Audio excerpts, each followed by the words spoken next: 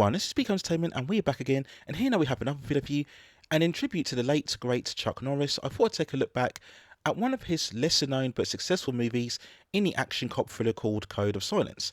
Released back on May the 3rd, 1985, it of course has Chuck Norris starring in the lead role alongside Henry Silva, Brett Morrisont and Molly Hogan, and the movie was directed by Andrew Davis. Set in the present day Chicago, it follows the story of Sergeant Cop Eddie Cusack, who in the beginning we see leading a cop drug bust of a Colombian cocaine deal, but when a rival gang led by Tony Newler intervenes, it results in multiple killings, including members of the Colombian gang who were led by notorious gangster Louis Camacho.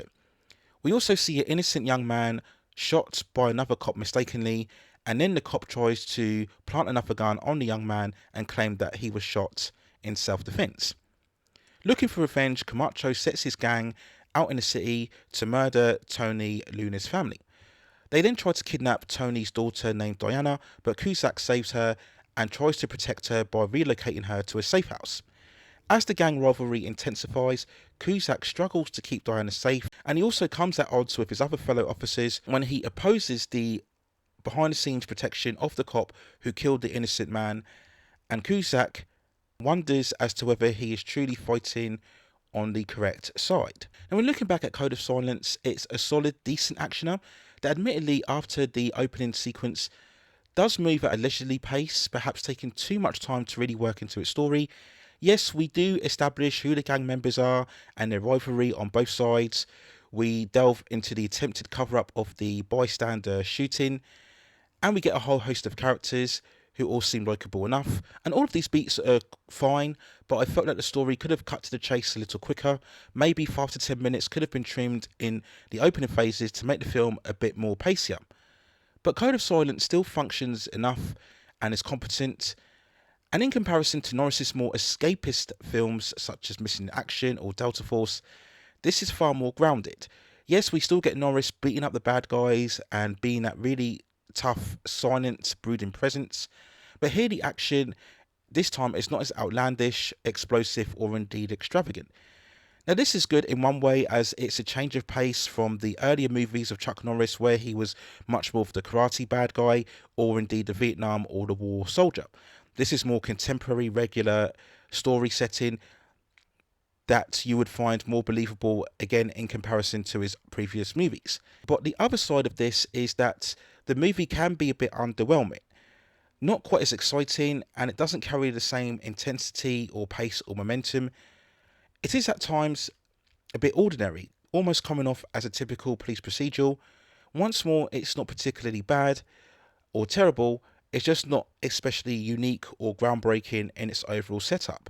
Now, when we do focus on the action, we do get some good standout sequences when Cusack visits Camacho's base and takes on several of his gang single-handedly.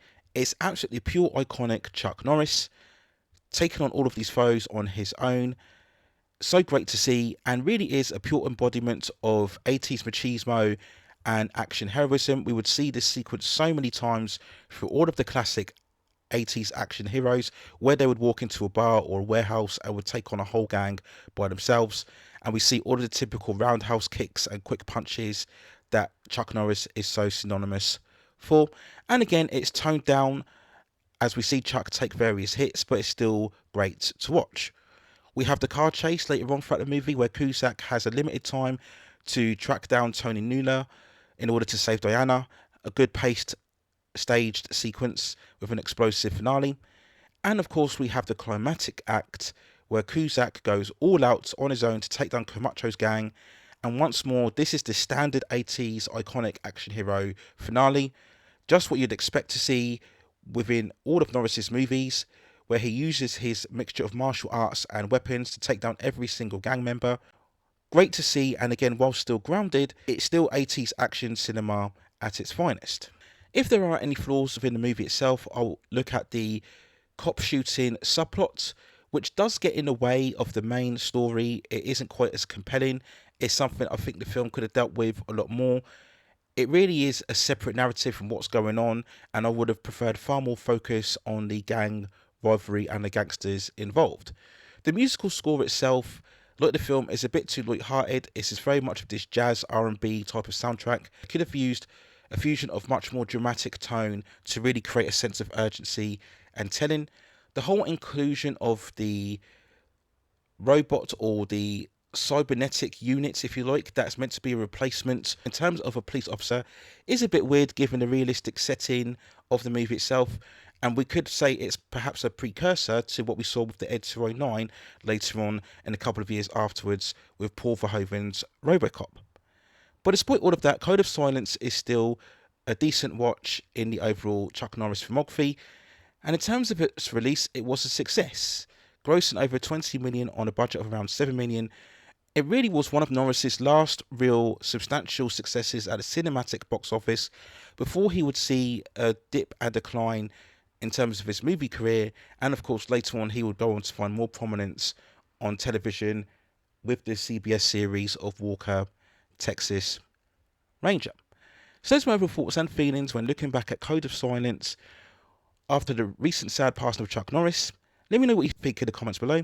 And if you have any other further movies, television series, or any other topics with the pop entertainment and culture scene that you'd like to see me cover in the comments, then let me know what you think, and I'll see if I can provide further commentary for you on that subject matter within the future. Please also hit and like the subscription and notification buttons so I can provide you more quality content like this in the future. But that's it for now. Take care of yourselves, and I will see you very, very soon.